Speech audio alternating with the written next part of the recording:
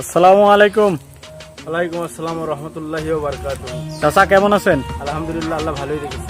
চাচা, আপনার কাছে আমি কিছু কথা জানতে চাই বলো। যে বলবো।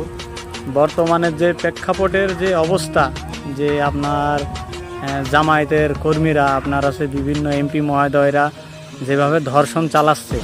তোমার আমি বলছি, তোমার বৈধতার কথা আমি বুঝে ফেলেছি, বুঝলে চাচা? এখন এই যে ধরা পড়লি বস আমার বউ, তা তোমার বউ কি অট্টুকুনো নাকি? ধরা পড়লি শাক দিয়ে মাছ ঢাকার চেষ্টা করে, শাক দিয়ে কোনদিন মাছ ঢাকা যায় না। এই যে ধর্ষণ, বিগত আর 2 বছর থাকলে এই জামাতের লোকেরা এত পরিমাণ ধর্ষণ করবে। সব মনে করো যে আমাদের বীরাঙ্গনা ছিল না, পাকিস্তান মানে বীরাঙ্গনা, ওই বীরাঙ্গনা করে ফেলবে এরা, কারণ এরা পাকিস্তানের জন্ম, এদের জন্মটাই পাকিস্তানে। এরা কোনোদিনও মুখে বলবে ভালো শাক ঢেকে মাছ ঢাকা। মামুনুল হক ধরা পড়লো, বলছে আমার ওয়াইফ, ভাই তোর ওয়াইফ হোস্টেল নিয়ে গেছে কেন মাইঙ্গের পোলা?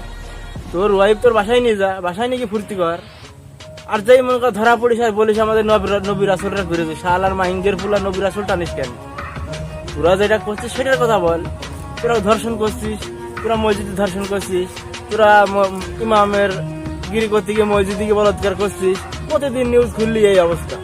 ওই যখন ফিরাউন শুনেছি তোমার মহিলা আর নারী পুরুষ এক জায়গায় চাকরির ব্যবস্থা করে দিয়ে বেজন্মা সন্তান তৈরি করেছে, সেই সন্তান দিয়ে পুলিশের কাছে পুলিশ নিয়ন্ত্রণে রেখে গেল, পুলিশ বাহিনী অত্যাচার করতো। আর এরা যদি আর 2 বছর থাকে তখন বাংলাদেশের 100% মানে 90% নারীরা বীরাঙ্গনা হয়ে যাবে, ধর্ষণের শিকার হবে এদের হাতে। এরা ধরা পড়লেই বলে আমি বিয়ে করেছি। আরে বিয়ে করেছি তো বউ বাড়িনি, যদি হোস্টেলে কেন রে?